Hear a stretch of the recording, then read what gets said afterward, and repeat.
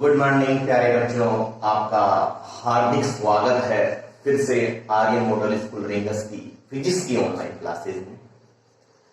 पिछले दिनों कुछ स्वास्थ्य में गिरावट के कारण मैं आपसे रूबरू नहीं हो पाया,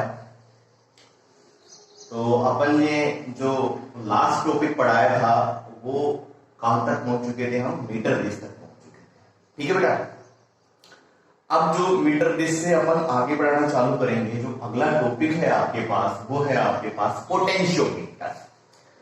देखो, पोटेंशियोमीटर अपने पास क्या आएगा कि जो पोटेंशियल डिफरेंस है और जो ईएमएफ है उसकी एग्जैक्ट वैल्यू को मेजर करने के लिए अपने पास क्या काम लेंगे? अपन पोटेंशियोमीटर काम लेंगे। मैंने क्या बताया?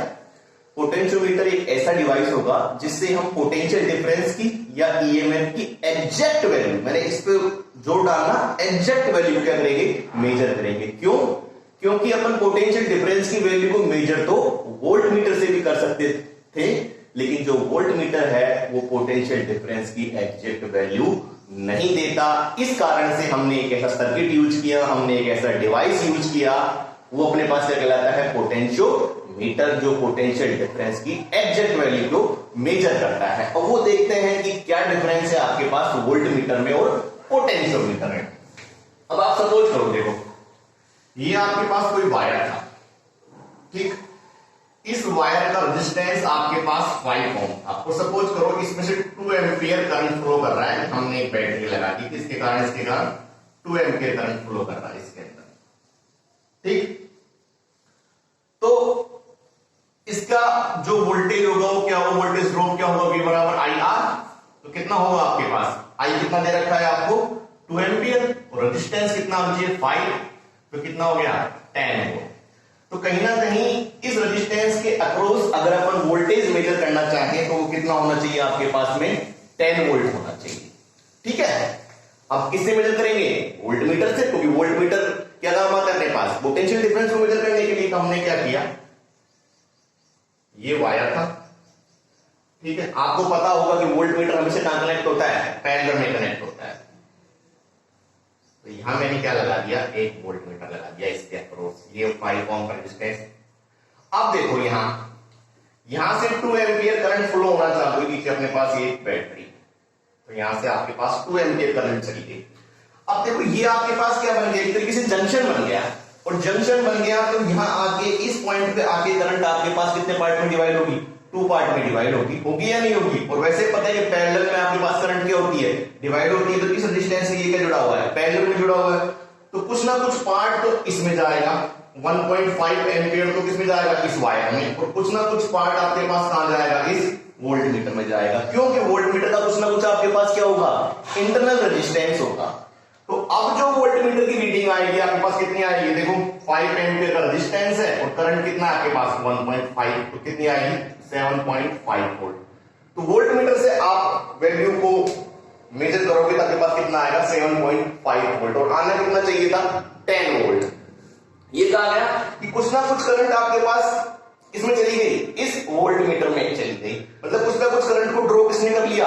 वोल्ट मीटर ने कर लिया। मतलब वोल्ट मीटर एक तरीके से कुछ ना कुछ करंट लेगा, क्योंकि इससे कुछ रेजिस्टेंस होगा, तो ये कुछ करंट ले लेगा, तो इस करंट को क्या करेगा? इसे खा जाएगा, ड्रॉ कर लेगा। तो जो आपके पास वोल्टेज आएगी, इसकी रीडिंग आएगी वोल्ट मीटर को, कितनी आएगी आपके पास? 1.5 एम्पियर तो करंट है, और 5 ओम इसके अंदर क्या है? रेजिस्टेंस है, तो 7.5 वोल्ट। तो कहीं ना कहीं अपने पास एग्जैक्ट रीडिंग नहीं है, क्योंकि अपने पास एग्जैक्ट रीडिंग कितनी आनी चाहिए? 10 वोल्ट, और आई कितनी है आपके पास? 7.5 वोल्ट। तो मतलब एग्जैक्ट रीडिंग नहीं आई। एग्जैक्ट रीडिंग लाने के लिए अपन क्या करेंगे? एक आइडियल वोल्ट मीटर यूज लें। और आइडियल वोल्ट मीटर कैसा हो? जिसका रेजिस्टेंस कैसा हो आपके पास? इनफाइनाइट हो। कैसा हो रेजिस्टेंस? इनफाइनाइट हो। सपोज करो इस वोल्टेज का रेजिस्टेंस आपके पास इनफाइनाइट है, तो ये इसमें से कुछ भी करंट को फ्लो होने ही नहीं देगा। अगर रेजिस्टेंस क्या करे? करंट को रोकता है। अगर इस वोल्ट मीटर का रेजिस्टेंस आपने इनफाइनाइट कर दिया, तो ये जो 0.5 एम्पियर करंट जाएगी वो रेजिस्टेंस में नहीं जाएगी, सारी करंट कहां जाएगी? आपके पास वायर के थ्रू जाएगी। लेकिन ऐसा पॉसिबल नहीं है कि हम क्या करें कि वोल्ट मीटर रेजिस्टेंस क्या कर सके? इनफाइनाइट कर सके, ठीक है। तो इस प्रॉब्लम को सॉल्यूशन करने के लिए हमने क्या किया था? पोटेंशियोमीटर यूज किया था। बात समझ में आ गई? मैंने क्या बताया था कि आनी चाहिए थी कितनी 10 वोल्ट, लेकिन जैसे हमने पैरेलल में आपने क्या वोल्ट मीटर कनेक्ट किया था, कुछ ना कुछ करंट आपके पास कहां चला गया, वोल्ट मीटर में चला गया। तो यहाँ आपके पास इसमें 2 एम्पीयर करंट जाना चाहिए था, कितना गया 1.5 एम्पीयर ही करंट गया, इससे रीडिंग अपने पास कितनी आई 7.5 वोल्ट है। इसका सॉल्यूशन करने के लिए अपन क्या लेते हैं, आइडियल वोल्ट मीटर लेते हैं, और आइडियल वोल्ट मीटर का रेजिस्टेंस कितना होना चाहिए, इनफाइनाइट होना चाहिए, जिससे वो कुछ भी करंट ड्रॉ नहीं करे सर्किट से। सर्किट से करंट ड्रॉ नहीं करेगा तो सारी करंट कहां जाएगी आपके पास, वायर में फ्लो होगी, अपने पास रीडिंग कैसी आएगी, एक्चुअल आएगी। तो इस बात का जरूर ध्यान रखें। आपसे कोई पूछे आइडियल वोल्ट मीटर रेजिस्टेंस कितना होना चाहिए, तो आइडियल वोल्ट मीटर का रेजिस्टेंस होना चाहिए, वो कितना होना चाहिए आपके पास, इन्फिनिटी होना चाहिए। बात समझ में आ गई, ठीक है। क्यों अपन ने पोटेंशियोमीटर यूज लिया। अब पोटेंशियोमीटर क्या है उसके बारे में पढ़ेंगे। ये तो अपने पास नीड ऑफ पोटेंशियोमीटर हो गई कि अपन ने पोटेंशियोमीटर क्यों यूज लिया, क्यों, क्योंकि अपने पास जो वोल्टमीटर से रीडिंग आ रही थी वो अपने पास एग्जैक्ट मेजरमेंट नहीं आ रही थी, कन्वीनियंट रीडिंग आ रही थी, एग्जैक्ट रीडिंग नहीं आ रही थी, और वोल्टमीटर आपके पास रीडिंग अपने पास एग्जैक्ट नहीं दे रहा था। इसलिए अपन ने क्या किया, पोटेंशियोमीटर, वो पोटेंशियोमीटर क्या देगा अपने पास, रीडिंग एग्जैक्ट देगा, एक्यूरेट रीडिंग देगा, इसलिए अपन ने क्या यूज किया, पोटेंशियोमीटर। अब अपन पढ़ेंगे पोटेंशियोमीटर के बारे में, ठीक है। तो potentiometer is a device which is used to measure the potential difference accurately. तो पोटेंशियल डिफरेंस को या ईएमएफ को एक्यूरेट मेजरमेंट करने के लिए हमने क्या लिया, एक तरीके से पोटेंशियोमीटर का यूज करते हैं, ठीक है बेटा। अब इसकी जो सेकंड चीज है वो है इसका प्रिंसिपल। क्या है, प्रिंसिपल। अब प्रिंसिपल आप पढ़ो, it is based on fact that potential drop in wire of uniform resistance is directly proportional to its length। बात समझ में आ गई। अपने पास सपोज करो कोई भी एक वायर है, ये वायर है, ये AB वायर है, ठीक है। तो इस AB वायर की सपोज करो लेंथ क्या है आपके पास, L है, ठीक है। तो ये क्या बता रहा है कि पोटेंशियोमीटर की, जैसे सपोज करो यहां हमने C पॉइंट ले लिया AC, और इसकी हमने लेंथ ले ली, स्मॉल लेंथ ले ली, ठीक है। अब इसके अक्रॉस कुछ ना कुछ वोल्टेज ड्रॉप है आपके पास V है, ठीक। तो वो ये बताया था इसके प्रिंसिपल में कि जैसे जैसे आपके पास लेंथ बढ़ेगी वैसे वैसे आपके पास पोटेंशियोमीटर क्या, सॉरी पोटेंशियल क्या होगा, बढ़ेगा। क्या बढ़ेगा, पोटेंशियल बढ़ेगा, ठीक है। सपोज करो अगर AC यहां, अगर आपके पास ये C बिंदु अभी यहां है, अगली बार कहां चला जाएगा, C बिंदु यहां चला जाए, तो जैसे जैसे आपके पास C बिंदु B की तरफ बढ़ेगा वैसे वैसे आपके पास क्या बढ़ेगा, पोटेंशियल ड्रॉप बढ़ेगा। कहने का मतलब क्या है कि जो V होगा वो किसके प्रोपोर्शनल होगा, L के प्रोपोर्शनल होगा। मतलब जैसे जैसे आपके पास लेंथ बढ़ेगी, इस L की वैल्यू बढ़ेगी, वैसे वैसे आपके पास पोटेंशियल की वैल्यू क्या होगी, बढ़ेगी। ये आपके पास क्या है, प्रिंसिपल है किसका, पोटेंशियोमीटर का। क्या है कि वायर के अंदर पोटेंशियल ड्रॉप होगा वो उसकी लेंथ की क्या होगा, प्रोपोर्शनल होगा। क्या होगा, प्रोपोर्शनल होगा, कि जैसे जैसे आपके पास लेंथ बढ़ेगी वैसे वैसे आपके पास पोटेंशियल ड्रॉप बढ़ेगा। ये होगा V प्रोपोर्शनल L। इसको अपन प्रूफ भी कर सकते हैं। कैसे कर सकते हैं, हम क्या जानते हैं, V बराबर IR जानते हैं।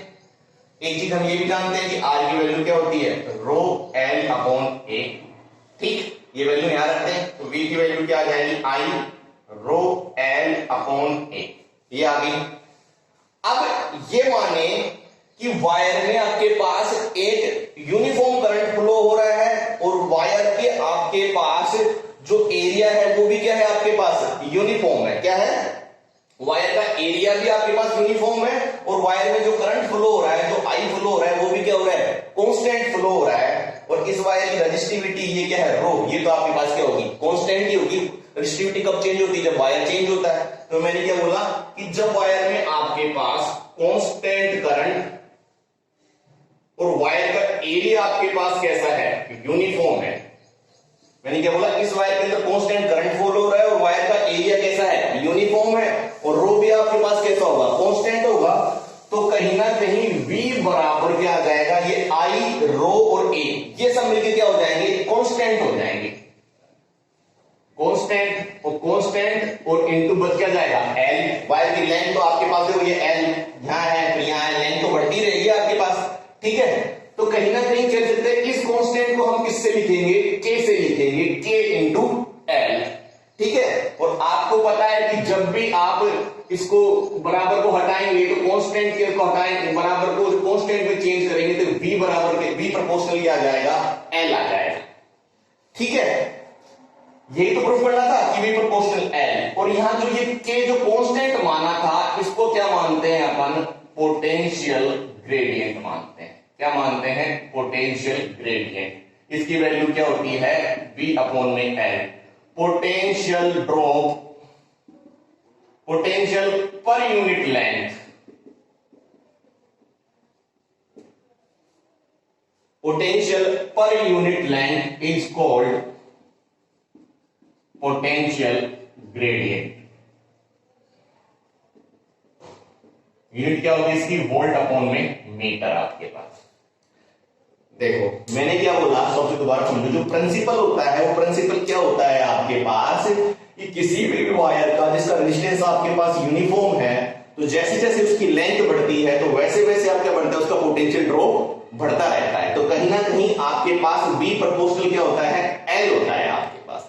ठीक है, it is based on fact that potential drop in wire of uniform resistance is directly proportional to its length. मतलब ये अपने पास सपोज करो एक AB वायर जिसकी लेंथ अपन ने मान ली क्या? Capital L।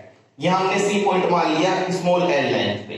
ठीक है, तो मैं क्या बोला कि जैसे जैसे C की पोजीशन B की तरफ बढ़ती रहेगी, जैसे C यहां है, फिर यहां चला गया, फिर यहां चला गया, तो C B की तरफ जाता रहेगा तो आपके पास क्या बढ़ता रहेगा? पोटेंशियल बढ़ता रहेगा। तो कहीं ना कहीं L की वैल्यू, स्मॉल l की वैल्यू बढ़ती रहेगी, तो पोटेंशियल क्या होता रहेगा?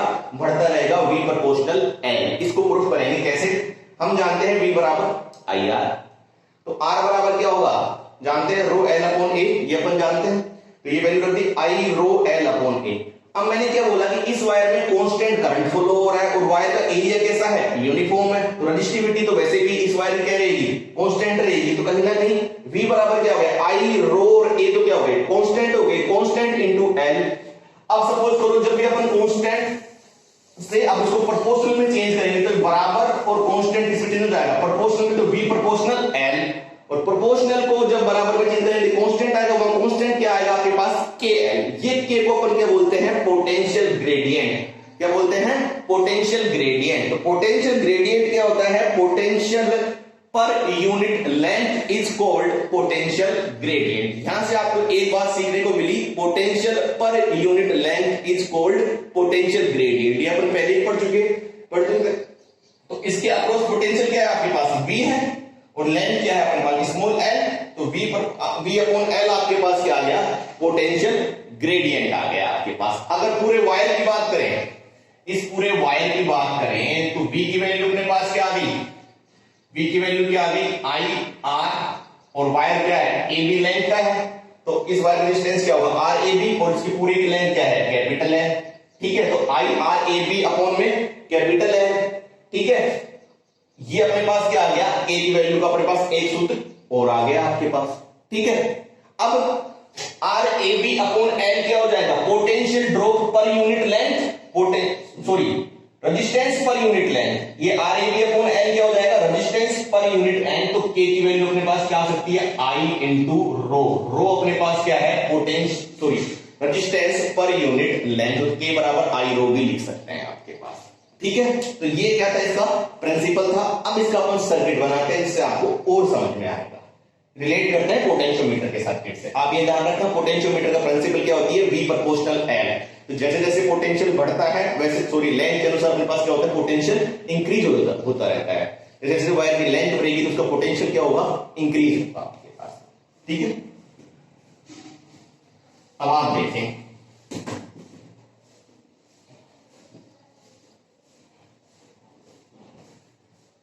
एक्चुअली इसमें होता क्या है कि जैसे मीटर ब्रिज में तो आपके पास 1 मीटर का ही वायर था, लेकिन पोटेंशियोमीटर में आपके पास लगभग 10 मीटर का वायर होता है। वो 10 मीटर के वायर को अपन 1-1 मीटर के पीसेस में डिवाइड कर लेते हैं और उसको फिर एंड टू एंड कॉम्बिनेशन में जोड़ते हैं। जैसे देखो ये वाला वायर, ये 1 मीटर का वायर, यहां आपके पास क्या जुड़ा होता है? एक आपके पास क्या जुड़ा होता है? स्क्रू जुड़ा होता है। इससे ये कनेक्ट होगा, फिर यहां से घूम के ये वापस ऐसे आ जाता है। ठीक, फिर यहाँ पे स्क्रू कनेक्ट होगा, इससे घूम के वापस यहाँ आ जाता है। फिर यहाँ एक स्क्रू कनेक्ट होगा, इससे घूम के यहाँ आ जाता है। फिर यहाँ एक स्क्रू कनेक्ट होगा, फिर इससे घूम के यहाँ आ जाता है। यहाँ एक स्क्रू कनेक्ट होगा, इससे घूम के यहाँ आता है।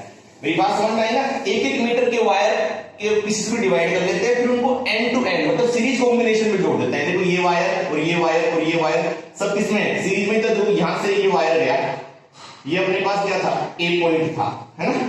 तो यहां से एक वायर गया, तो यहां से एक पेज जुड़ा हो, इस पेज में इस वायर को लगा के वापस से यहां मोड़ के यहां लिया है, फिर यहां एक पेज लगवाया, फिर इसको यहां ऐसे मतलब मोड़ते मोड़ते मोड़ते मोड़ते इस तरह से जुड़ा होता है आपके पास पोटेंशियोमीटर का वायर। इसमें का लगभग कम से कम आपके पास 10 मीटर का वायर हो गया, वो एक एक मीटर के पीसेस में डिवाइड करके उनको सीरीज कॉम्बिनेशन में जोड़ देते हैं। आपको दिख रहा है ये आपस में वायर कैसे दिख रहे हैं? पैरेलल दिख रहे हैं, लेकिन कनेक्ट किसमें है? ये एंड टू एंड कॉम्बिनेशन में, सीरीज कॉम्बिनेशन में कनेक्ट होते हैं। ठीक है बेटा? अब लेकिन हम समझाने के लिए आपको इतना बड़ा वायर तो दिखा नहीं सकते, तो हमने क्या किया? एक मीटर का वायर ले लिया जो आपको समझाने के लिए। एक्चुअल में तो ऐसा ही होता है, 5-7 वायर जुड़े होते हैं 1 मीटर के, लेकिन समझाने के लिए अपन ने क्या ले लिया? ये अपने पास एक AB वायर ले लिया, ठीक? एक वायर ले लिया, ठीक है? इस AB वायर की आपने लेंथ क्या ले ली? L, ठीक? इसमें आपके पास 2 प्रकार के सर्किट होते हैं, एक तो प्राइमरी और दूसरा कौन सा होता है? सेकेंडरी, ठीक? एक तो प्राइमरी सर्किट होता है और दूसरा कौन सा होता है? सेकेंडरी। प्राइमरी सर्किट में तो क्या करते हैं बेटा? हम यहां से ए से एक बैटरी लेते हैं जिसका ईएमएफ अपने पास नॉन होता है। क्या होता है? जिसका ईएमएफ अपने पास नॉन होता है, उसका प्लस इसके ए पॉइंट से यहां आपके पास एक की जोड़ देते हैं और यहां आपके पास एक आरएल जोड़ देते हैं और यहां से ये ईपी। तो ये वाला सर्किट होगा जिसके अंदर आपके पास ए और बी के अक्रॉस आपके पास क्या जुड़ रही है? एक बैटरी, एक की और एक आरएल जुड़ रहा है। तो ये वाला सर्किट तो आपके पास क्या कहलाएगा? प्राइमरी सर्किट, ठीक है? अब एक सर्किट सेकेंडरी होता है। सेकेंडरी सर्किट में क्या करते हैं? जिस बैटरी का ईएमएफ अपने को याद करना है उसका प्लस भी अपन कहां से जोड़ देते हैं? इस ए पॉइंट से जोड़ देते हैं। सपोज करो इसको अपन ने E1 नाम ले दिया, इसका माइनस अपने पास गैल्वेनोमीटर के थ्रू किससे जोड़ देते हैं? जोकी से कनेक्ट कर देते हैं। किससे कर देते हैं? कनेक्ट, जोकी से कर देते हैं। तो ये E, G और J ये वाला सर्किट होगा अपने पास क्या होगा? सेकेंडरी सर्किट होगा। मैंने बोला क्या? प्राइमरी सर्किट तो कौन सा हो गया? EP, K और RH वाला, और सेकेंडरी कौन सा हो गया? E1, G और जोकी वाला। तो 2 सर्किट होते हैं पोटेंशियोमीटर में, एक प्राइमरी सर्किट और एक सेकेंडरी सर्किट, ठीक है? अब सपोज करो अपन सबसे पहले प्राइमरी सर्किट की बात करते हैं। किसकी बात करते हैं? प्राइमरी सर्किट की बात करते हैं। तो थोड़ी देर के लिए आप इसको भूल जाओ नीचे वाले, ठीक?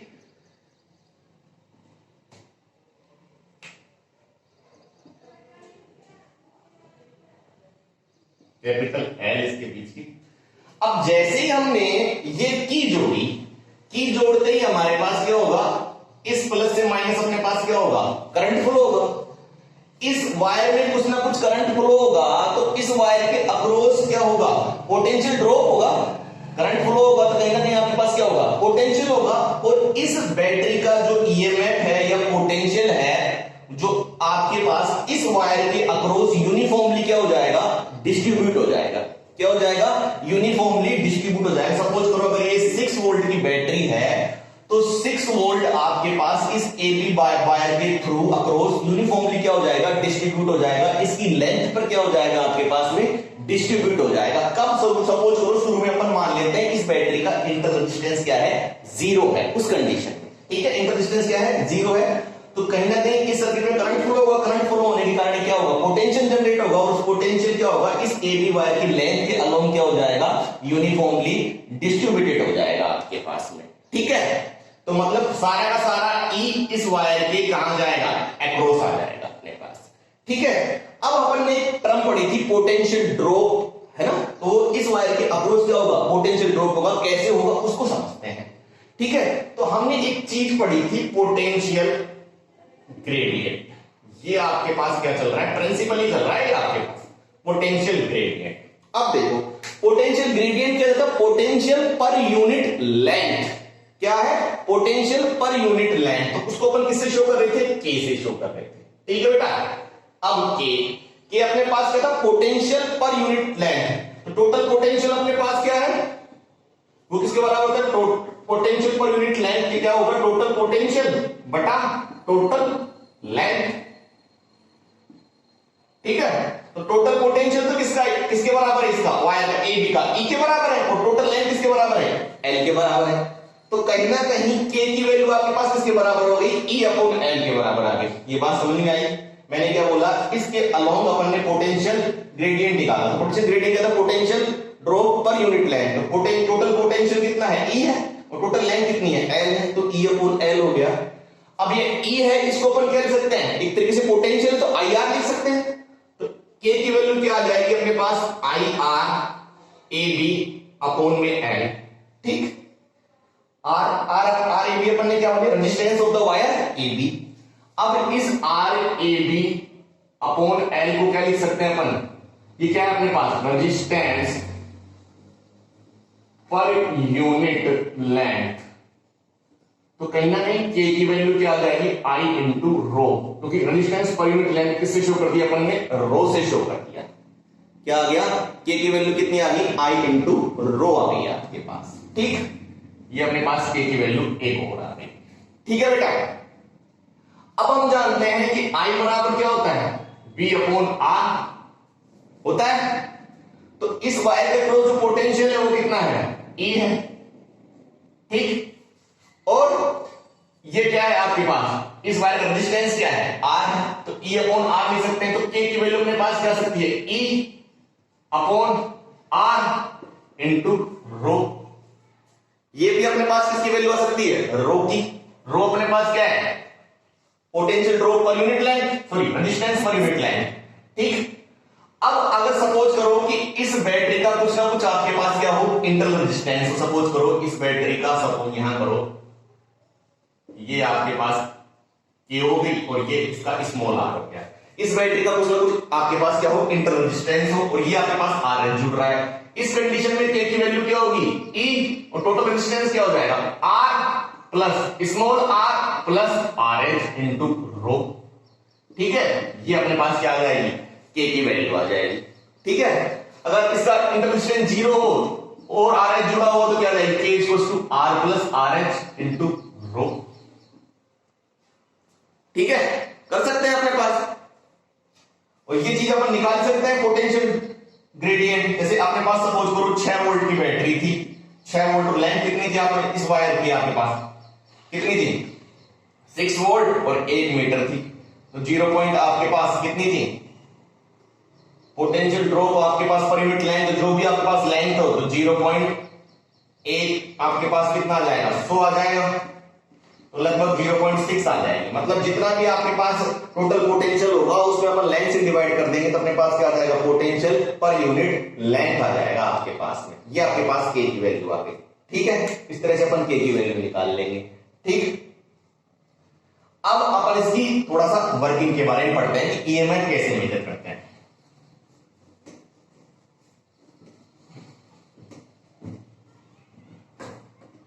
अब देखो, ये अपने पास एक वायर ए बी था। ठीक, ये अपन ने एक प्राइमरी बैटरी ए बी, ये अपन ने एक ई, ये अपन ने एक आर एच, ये अपने पास प्राइमरी सर्किट हो गया, और ये अपने पास क्या हो गई? एक E1 जिसका ईएमएफ याद करना है, ये गैल्वेनोमीटर, और ये आपके पास जो कि इसको सी पॉइंट ले लिया। ठीक है, अब जैसे ही इस ई को हमने क्लोज किया तो इससे बैटरी से अपने पास क्या होगा? करंट निकलेगा। तो करंट निकलेगा तो इसके अक्रॉस क्या होगा? इस एबी वायर के अक्रॉस क्या होगा? पोटेंशियल ड्रॉप होगा या नहीं होगा? इस वायर के अक्रॉस क्या होगा अपने पास में? पोटेंशियल ड्रॉप होगा। अब देखो, मैंने क्या बोला कि इस वायर के अक्रॉस जो पोटेंशियल ड्रॉप होगा वो किसके बराबर होगा? आपके पास जो पोटेंशियल ड्रॉप VAC होगा वो किसके बराबर होगा? K इंटू एल के बराबर होगा नहीं होगा? अरे जैसे जैसे आपके पास हमने पढ़ा था K क्या होता है आपके पास में? VAC अपॉन में L, तो VAC अपने पास क्या हो गया? K इंटू एल इधर जाएगा। ठीक है, तो VAC की वैल्यू अपने पास क्या होगी? K इंटू एल हो गई आपके पास। ठीक है, अब जैसे सी पॉइंट की स्थिति बी की तरफ बढ़ेगी तो पोटेंशियल क्या होगा? बढ़ेगा, और सी पॉइंट की ए की तरफ स्थिति बढ़ेगी तो पोटेंशियल ड्रॉप क्या होगा? कम होगा। देखो यहां पोटेंशियल ड्रॉप कम होगा, यहां पोटेंशियल ड्रॉप ज्यादा होगा, यहां और ज्यादा होगा, यहां और ज्यादा होगा, यहां और ज्यादा होगा, तो बी पे जाके क्या हो जाएगा, मैक्सिमम हो जाएगा। ठीक है, जैसे जैसे लेंथ बढ़ेगी वैसे वैसे क्या बढ़ेगा अपने पास में, पोटेंशियल बढ़ेगा। ठीक है बेटा, अब करेंगे क्या, अब मैंने क्या किया कि ये वीएससी की वैल्यू क्या है ये आपको समझ में आ गया। अब मैंने क्या किया कि जैसे ही मैंने इस सर्किट सेकेंडरी सर्किट को ऑन किया, तो सेकेंडरी सर्किट को ऑन करते ही मैंने क्या किया कि जैसे ही मैंने इस जोगी को इस वायर पे स्लाइड किया, इस वायर पे स्लाइड किया, तो एक कंडीशन ऐसी आएगी जिस कंडीशन में मेरे पास गैल्वेनोमीटर में डिफ्लेक्शन क्या हो जाएगा, 0 हो जाएगा।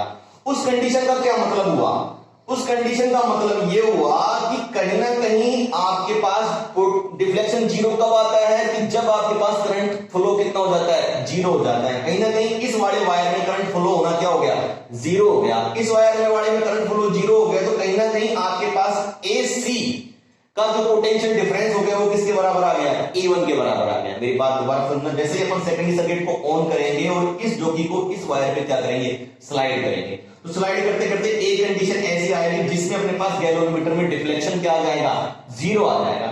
डिफ्लेक्शन 0 आ गया तो कहीं ना कहीं आपके पास क्या हो गया कि 2 पॉइंट का पोटेंशियल डिफरेंस क्या हो गया, इक्वल हो गया। तो कहीं ना कहीं इस E1 का और इस AC का आपके पास पोटेंशियल क्या हो गया, आपके पास में इक्वल क्या हो गया, E1 का और इस AC का पोटेंशियल डिफरेंस क्या हो गया, 0 हो गया। कहीं ना कहीं दोनों का पोटेंशियल क्या हो गया, समान हो गया। तो मैं कहीं क्या बोल सकता हूं, E1 की वैल्यू मेरे पास किसके बराबर आ जाएगी, E1 की वैल्यू मेरे पास किसके बराबर आ जाएगी, VAC के बराबर आ जाएगी। या मैं कह सकता हूं E1 की वैल्यू मेरे पास किसके बराबर आ जाएगी, K इंटू L के बराबर आ जाएगी। तो K का मान तो अपने को पता ही होगा, L अपन निकाल ही लेंगे, तो अपन इस बैटरी के EMF को क्या कर सकते हैं, याद कर सकते हैं। मेरी बात समझ में